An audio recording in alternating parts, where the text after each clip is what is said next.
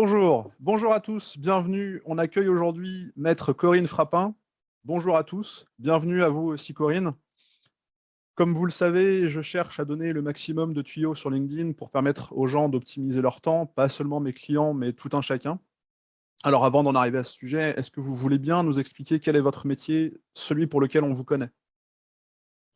Bonjour à tous, je m'appelle Corinne Frappin et je suis avocate au barreau de Paris.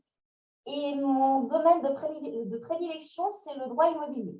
C'est-à-dire que j'assiste, je conseille mes clients sur des sujets qui sont liés à la vente ou à l'achat d'un appartement, d'une maison, des sujets liés à des travaux, à la construction d'une maison, des sujets liés à un bail, qu'il soit commercial ou d'habitation, et enfin des sujets de copropriété.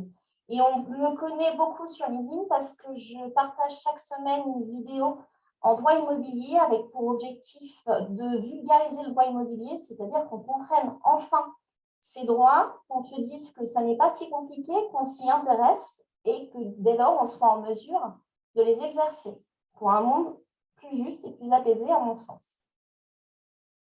Merci pour ça. Est-ce que ce métier vous laisse le temps pour vivre des passions qui ont peut-être aucun rapport avec ce métier? Alors moi, je suis une passionnée de lecture depuis mon plus jeune âge. J'adore lire des romans, des histoires de vie, voir comment les personnages ont pu régler ou pas certaines difficultés. Je trouve ça très inspirant. Et comme j'adore lire, je lis aussi beaucoup de livres liés à l'entrepreneuriat, à la façon de concevoir son business, à la façon d'interagir avec les autres. Et je trouve qu'on a tous beaucoup à apprendre d'entrepreneurs qui font un métier totalement différent du nôtre. Il y a toujours de bonnes pistes. Mais alors, qui dit lire dit un investissement en temps quand même assez conséquent. Quel serait votre secret ou votre méthode pour bien gérer votre temps, pour quand même consacrer un peu de temps à cette passion qu'est la lecture, sans pour autant délaisser votre métier et les autres obligations qu'il y a derrière, le métier d'avocat n'étant pas le plus réputé pour être le moins chronophage, justement.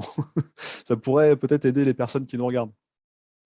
Alors moi, j'ai un emploi du temps qui est extrêmement contraint parce que je suis également mère de famille et je suis accessoirement présidente d'une association d'entrepreneuses. Donc, et la communication sur LinkedIn me prend beaucoup de temps.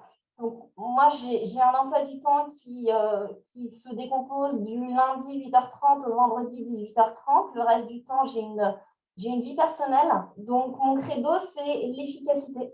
Toujours chercher à consacrer le temps qu'il faut, mais le plus contraint possible à chacune des tâches. Donc, il m'arrive de refuser des projets, de refuser des sorties, de refuser des entretiens quand j'estime que ce n'est pas particulièrement pertinent par rapport à mon activité ou par rapport à ce que j'ai envie de développer. Ça marche. Corinne, merci de votre visite parmi nous. Merci pour ces éléments qui vont nous permettre d'alimenter notre réflexion. Plein de bonnes choses pour la suite. Merci beaucoup et à très bientôt.